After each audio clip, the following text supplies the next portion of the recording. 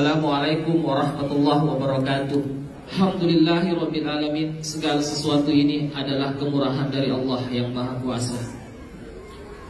Bapak Ibu, beberapa tahun yang lalu Bapak Ibu ya, seorang ASN yang terlilit hutang itu Bapak Ibu, berkendara dengan motor seadanya, gaji hampir tidak ada. Waktu itu hampir putus asa Bapak Ibu.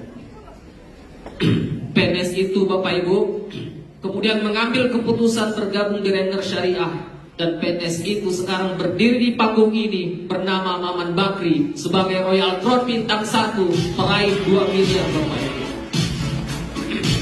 Maka dari panggung ini Bapak Ibu, saya ingin berpesan kepada saudaraku yang hadir di ruangan ini. Bapak Ibu, kalau ingin sukses di bisnis ini, milikilah 2 hal yang penting. Yang pertama, impian Bapak Ibu. Impian saya di awal menjalankan bisnis ini Bapak Ibu sederhana saja. Saya ingin membeli motor NMAX warna biru navy.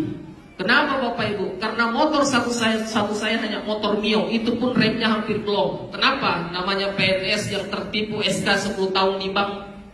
Itulah impian saya Bapak Ibu. Dan ketika saya berangkat ke kantor, di kantor Ranger Syariah, setiap kali saya ketemu motor NMAX warna biru navy, saya ikuti dari belakang Bapak Ibu. Dan saya katakan sama istri, suatu saat saya akan beli motor NMAX itu dengan cash Bapak Ibu. Lillahi ta'ala, itu yang saya sampaikan kepada istri. Dan Alhamdulillah Bapak Ibu, saya bisa membeli motor NMAX dengan cash. Kemudian impian saya yang kedua Bapak Ibu, saya ingin keluarkan SK dari bank. Saya tidak mau SK saya tergaret di bank sampai saya pensiun. Saya tidak mau Bapak Ibu. Maka saya berjuang di sini. Salah satu impian saya adalah keluarkan SK saya di bank. Dan Alhamdulillah Bapak Ibu, itu pun kejadian. Dan impian saya yang ketiga Bapak Ibu adalah ingin memberangkatkan orang tua umroh. Saya adalah anak dari kedua orang tua. Orang tua yang melahirkan saya, membesarkan saya. Sebagai anak Bapak Ibu, waktu itu sudah masih PNS, sudah masih disubsidi dengan uang. Kenapa? Karena terpuruk ekonominya. Maka saya berjanji sama ibu, sama orang tua, maka suatu saat saya akan berangkatkan orang tua umroh. Dan setiap kali saya telepon orang tua, saya sampaikan, "Ma, anakmu akan berangkatkan Anda umroh." Orang tua saya cuma merespon 2 hal Bapak Ibu. Yang pertama, dia menangis. Kenapa dia menangis? Anaknya ingin berangkatkan dia umroh.